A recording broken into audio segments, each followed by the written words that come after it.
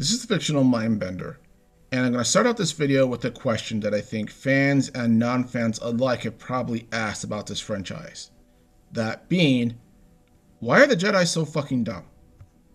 And I mean that in all seriousness, because every time that we see the Jedi, if you're a Star Wars fan, in the series or in the books and everything, they are always in some kind of trouble or always nearly extinct for some reason or another. It's like, even though they have the Force and supposed to be super wise and super powerful and X, Y, and Z, for one reason or another, the Sith or the Empire or whoever it is just seems to always somehow get the upper hand on them. And then they are almost wiped out, or maybe even totally wiped out, and have to rebuild themselves up again for a long time before they repeat the cycle again.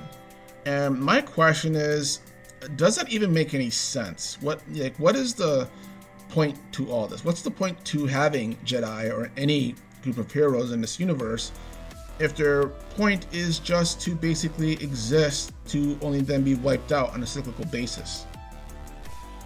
So if you want to know what exactly I'm referring to, everyone already knows what happened in the original trilogy in the movies. Even if you're not a fan, you basically know the premise of it. That Luke Skywalker is the last, or one of the last people who is trained by a Jedi, who then goes into rebellion to fight the Empire, and finds out that one of the leaders of this Empire, the Sith Lord Darth Vader, is his father, and that becomes a whole thing. And eventually he rises to the occasion, becomes a Jedi Knight, tries to save his father, while his friends try to defeat the Empire, and eventually succeeds. Now, without going into the prequels or the sequel trilogies, that's the general premise. And that's the original annihilation of the Jedi as far as historically is concerned.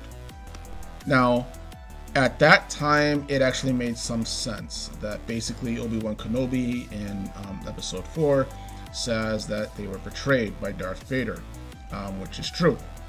And because we had no other context with that, or that this wasn't a trope at least, that's acceptable. Now, in Legends, which is basically the Star Wars stories that existed before Disney took control of the franchise, there was actually 2 other persecutions of the Jedi that take place in their past, where again the Sith nearly wiped them out on basically 2 separate occasions, only for the Jedi to eventually come back, defeat the Sith, but for one reason or another they either keep surviving so that they put the Jedi at threat again, or that another Jedi betrays the Order, becomes a Sith Lord, and then does the same thing. Literally rinse, repeat, rinse, repeat. Now, in the novels, before Disney took over, the Jedi did try to remedy this, so that they actually started creating like secret temples that no one knew about. So if the same thing happened again, that the survivors would go there to regroup and regather. So there is an indication that, okay, they're starting to get the point. But overall, and then again, if you're just familiar with the movies and everything, it just seems like they are a bunch of losers and all that. So does this make any sense at all, storytelling wise? And in a way it does, because this has happened in real life, even though I'm not saying that they took that example from real life situations. That being that you have the history of certain orders of people and or warriors who are gathered together, and they become a force, and eventually they are taken out, or nearly taken out. So for example, you have the Knights Templar from the First Crusade, who were initially Christians who became knights to protect pilgrims going to Jerusalem, because at that time it was controlled by the Christians, and they were reputed to be the best warriors of any of the European powers who were in the Middle East at that time.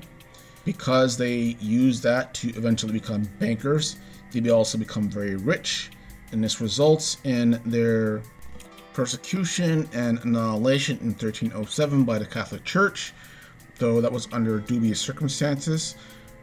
You have the Order of Assassins, which come from about the same time as the Knights Templar, actually, who were a renegade sect of Muslims who had formed their own cult and had set up not nations, so to speak, but several, as you can call them, fortress states throughout the Middle East and Syria and up into Iran, and had become not a powerful force militarily, but were infamous for performing assassinations on leaders and being able to get in anywhere and kill anybody, and that was enough usually to basically scare off anybody from messing with them.